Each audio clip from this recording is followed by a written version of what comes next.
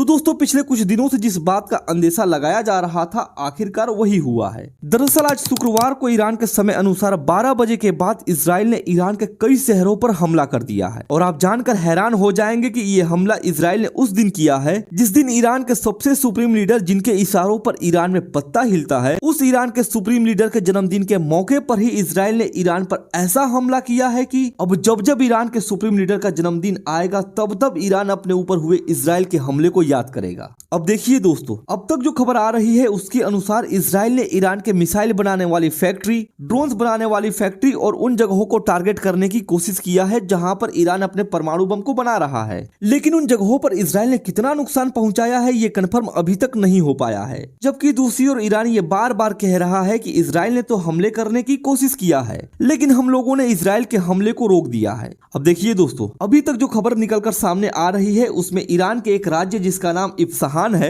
उस राज्य का नाम सबसे ज्यादा आ रहा है, जहां पश्चिमी मीडिया का कहना है कि इजराइल ने इस इस्फहान राज्य में भीषण हमला किया है, तो वहीं ईरान का कहना है कि नहीं, इस्फहान राज्य को हम लोगों ने इजराइल के हमले से बचा लिया है। ऐसे में सवाल ये है कि ईरान के इस्फहान राज्य में आखिर ऐसा क्या चीज है जिसके चलते इजराइल ने वहां पर हमले करने की कोशिश किया है। तो देखिए दोस्तों, दरअसल ईरान के लिए इस्फहान राज्य एक राज्य नहीं है बल्कि इस्फहान राज्य ईरान की मिलिट्री का एक पावर सेंटर है। कहने का मतलब यह है कि इस राज्य में ईरान की मिसाइल बनाने वाली बहुत सारी फैक्ट्रियां मौजूद हैं। यहीं पर ईरान अपने ड्रोन्स का प्रोडक्शन करता है और सबसे ज्यादा इंपॉर्टेंट यह है कि इसी राज्य के जमीन के अंदर ईरान अपने परमाणु बम को बनाने की कोशिश कर रहा है। इसीलिए इस्फहान राज्य में मौजूद ईरान के स्ट्रेटेजिक जगहों पर जैसे कि missile production factory, drones production factory और सबसे इंपॉर्टेंट ईरान की न्यूक्लियर फैसिलिटी पर ईरान के हमले का दावा किया जा रहा है। वैसे अब तक ये कंफर्म नहीं हो पाया है कि इस राज्य में मौजूद ईरान के रणनीतिक जगहों पर इजराइल ने कितना नुकसान पहुंचाया है।